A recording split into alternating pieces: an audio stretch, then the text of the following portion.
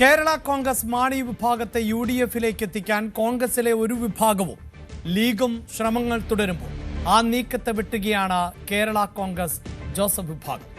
തോൽക്കും എന്ന് ഉറപ്പായപ്പോൾ MLA-യും മന്ത്രിയും ആകാൻ UDF-ലേക്ക് വരുന്നവർക്ക് സീറ്റ് വിട്ടു നൽകാൻ ജോസഫ് വിഭാഗത്തെ കിട്ടില്ല എന്ന് പാർട്ടി സംസ്ഥാന കോർഡിനേറ്റർ അബു ജോൺ ജോസഫ് പറഞ്ഞു.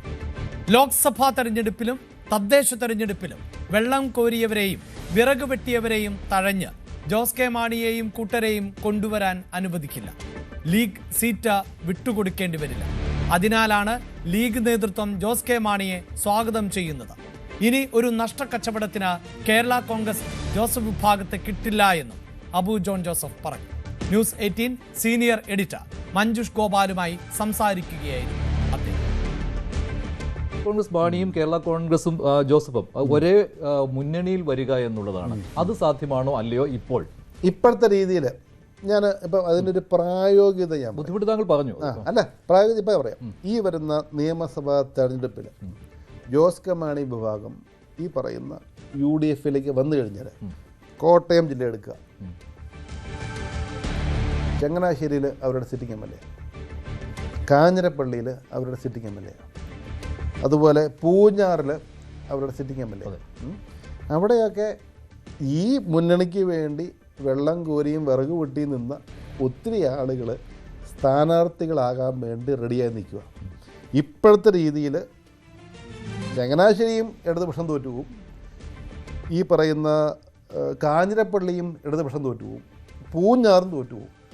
തോറ്റ് നിൽക്കുന്ന കുറേ ആളുകളെ പിടിച്ച് വീണ്ടും മുന്നണി കൊണ്ടുവന്ന് അവർക്ക് സീറ്റ് കൊടുത്തിട്ട് ഈ മുന്നണിക്ക് വേണ്ടി പ്രവർത്തിച്ച ആളുകൾക്ക് സീറ്റ് നിരാകരിക്കുന്ന ഒരു സംഭവത്തിലേക്ക് കോൺഗ്രസോ കേരള കോൺഗ്രസോ എഗ്രി ചെയ്യുമെന്ന് പറയുന്നതിന് യാതൊരു അടിസ്ഥാനവുമില്ല.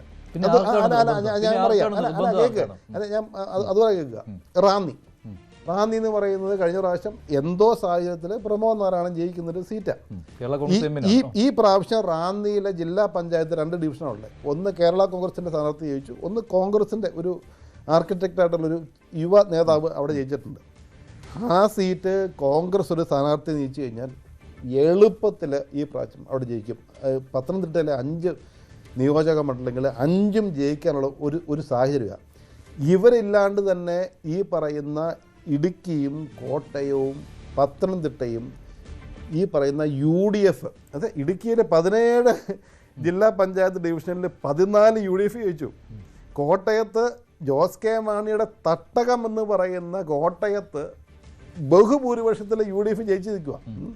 പത്തനംതിട്ടയും തിരിച്ചു പിടിച്ചു.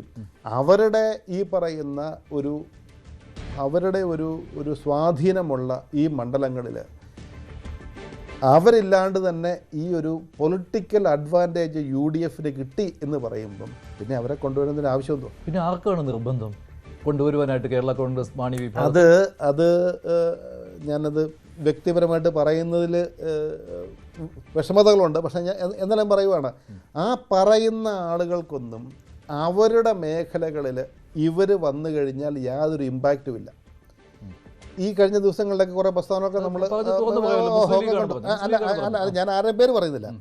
അവിടെ ഇവർ വന്നതുകൊണ്ട് അവർക്ക് യാതൊരുവിധ പ്രശ്നങ്ങളുമില്ല. പക്ഷേ കോട്ടയം ജില്ലയിൽ ഇത്രയും നാളും വെള്ളം കോരി വിറക് വെട്ടി നടന്ന ആളുകൾ ഇവരില്ലാണ്ട് തന്നെ ഈ പറയുന്ന പാർലമെൻറ്റ് തെരഞ്ഞെടുപ്പും ഈ പറയുന്ന ജില്ലാ പഞ്ചായത്ത് തെരഞ്ഞെടുപ്പും ഉജ്ജ്വലമായിട്ട് വിജയിച്ചു കഴിഞ്ഞിട്ട് അതിൻ്റെ ഈ കഴിഞ്ഞ ഒരു 5 വർഷം ഭരണത്തിൻ്റെ എല്ലാ അഡ്വാൻറ്റേജസും അനുഭവിച്ച് അവിടെ നിന്നൊരു കക്ഷി ഇനി അധികാരത്തിന് വേണ്ടി മാത്രം തിരിച്ച് UDF-ലേക്ക് വരുന്നു പറഞ്ഞു കഴിഞ്ഞാൽ ആരും അംഗീകരിക്കുകയില്ല. കാരണം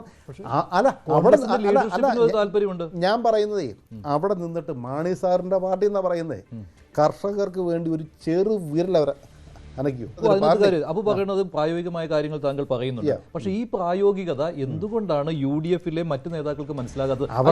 അല്ല, ലീഗിനെ മാത്രമല്ല, ലീഗ് മാത്രമല്ല, കോൺഗ്രസിന്റെ ലീഡർഷിപ്പും സ്വാഗതം ചെയ്യുന്നുണ്ട് ജോസ് കെ മാണിയെ. അപ്പോൾ ഒരു ആത്മവിശ്വാസക്കുറവാണ് അവിടെ പ്രതിഫലിക്കുന്നത്. കോൺഗ്രസിന്റെ ലീഡർഷിപ്പ് ഒക്കെ പറയുന്നതൊക്കെ ഈ മേഖലയിലുള്ള ആളുകളല്ല, അതൊക്കെ കണ്ണൂരിൽ നിന്നും കാസർഗോഡ് നിന്നൊക്കെ ഉള്ള മധ്യ തിരുവിതാംകൂറിലെ രാഷ്ട്രീയം അറിയാവുന്ന ഒരു കോൺഗ്രസ്സുകാരനോ ഒരു കേരള കോൺഗ്രസ്സുകാരനോ ലീഗുകാരനോ ഈ ആവശ്യം ഉന്നയിക്കാൻ. പക്ഷെ എന്നാലും കോൺഗ്രസ് ആവശ്യപ്പെട്ടാൽ ലീഗ് സമ്മർദ്ദം ചെലുത്തിയാൽ ജോസഫ് ഗ്രൂപ്പ് ചെയ്യാൻ പറ്റില്ല. ഞാൻ പറഞ്ഞല്ലോ, ഇവർ വരുന്നതുകൊണ്ട് ലീഗിന് ഒരു നഷ്ടമില്ല. കാരണം ലീഗിൻ്റെ സീറ്റ് മുഴുവൻ മലബാറിൽ ഇവിടെയൊക്കെയാണ്. ലീഗിന് എന്താണ്, നമുക്ക് ഭരണം പിടിക്കണം. ലീഗ് പറയുന്ന ഒരു നല്ല കാര്യം തന്നെ, ഒരു പോസിറ്റീവ് കാര്യം തന്നെയാണ്. മാക്സിമം ആളുകളെ UDF-ലേക്ക് ചേർക്കുക എന്നുള്ളതാണ്. പക്ഷേ ഈ മധ്യ കേരളത്തിലുള്ള പ്രായോഗിക രാഷ്ട്രീയം നമ്മൾ നോക്കുമ്പം ഇവിടെ എന്താ പറയുക, വെള്ളം കോരിയും വിറക് കൊട്ടി നടന്ന ആളുകൾക്ക് അവർക്ക് ഒരു സീറ്റ് നിഷേധിച്ചുകൊണ്ട് ഇവരെ കൊണ്ടുവന്നിട്ട് തോക്കാൻ നിൽക്കുന്ന ചങ്ങനാശ്ശേരി തോറ്റുപോകും, കാഞ്ഞിരപ്പള്ളി തോറ്റുപോകും, പൂഞ്ഞാറ് തോറ്റുപോകും, റാന്നി തോറ്റുപോകും, ഇടുക്കി തോറ്റുപോകും. തോക്കാൻ നിൽക്കുന്ന ആളുകൾ അവർക്ക് ജയിക്കാൻ വേണ്ടി മാത്രം UDF-ലേക്ക് വരുന്നതിന്, നമ്മുടെ UDF-ലെ ആളുകളുടെ സീറ്റ് നിഷേധിച്ചു കൊണ്ട് വരുന്നതിനെക്കുറിച്ച് ഒരു അർത്ഥവുമില്ല എന്നുള്ളതാണ്. യെസ്, ഇതാണ് നിലപാട് എങ്കിൽ ജയസാധ്യതയില്ലാത്ത സീറ്റുകൾ ഏറ്റെടുക്കാനുള്ള കോൺഗ്രസ് നീക്കം ചെറുക്കുകയും ചെയ്യുകയാണ് കേരള കോൺഗ്രസ് ജോസഫ് വിഭാഗം. കുട്ടനാടും ഇടുക്കിയും തിരുവല്ലയും ചങ്ങനാശ്ശേരിയും ഉൾപ്പെടെയുള്ള മണ്ഡലങ്ങളിൽ പാർട്ടി തന്നെ മത്സരിക്കുമെന്നാണ് അപ്പു ജോസഫ് പറഞ്ഞത്. 10 സീറ്റിൽ ഒരു സീറ്റ് പോലും വിട്ടുകൊടുക്കില്ല. PJ ജോസഫ് ആഗ്രഹിക്കുകയാണ് എങ്കിൽ അദ്ദേഹം തന്നെ തൊടുപുഴയിൽ മത്സരിക്കും. അപ്പോൾ നിങ്ങൾക്കിപ്പോൾ 10 സീറ്റുകളാണ് മത്സരിക്കുവാനുള്ളത്. അപ്പോൾ ഈ മധ്യ തിരുവിതാംകൂറിൽ നിങ്ങൾ ഇത്തവണ കരുത്ത് തെളിയിച്ച സ്ഥിതിക്ക് അതിനേക്കാൾ കൂടുതൽ സീറ്റുകൾ നിങ്ങൾക്ക് ആവശ്യപ്പെടാവുന്നതല്ലേ? അത് ഞാൻ പറയേണ്ട കാര്യമല്ല. അത് പാർട്ടിയിലെ എന്ന് പറയുന്നത് പ്രമുഖരായ നേതാക്കന്മാരെ മുകളിലുണ്ട്. അതൊന്നും ഞാൻ പറയേണ്ട കാര്യമല്ല.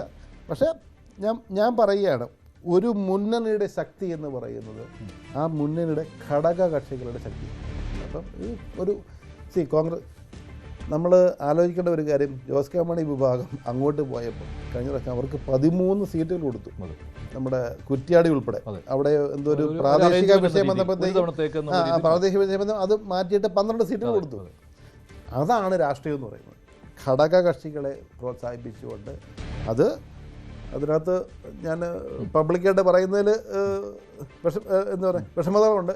പല ഫാക്ടേഴ്സും നമ്മൾ ഉൾക്കൊണ്ടുകൊണ്ട് നമ്മൾ മുന്നോട്ട് പോയി കഴിഞ്ഞാൽ അടുത്ത പ്രാവശ്യം ഇപ്പം തന്നെ ഐക്യജനാധിപത്യ മുന്നണി അധികാരത്തിൽ വരും.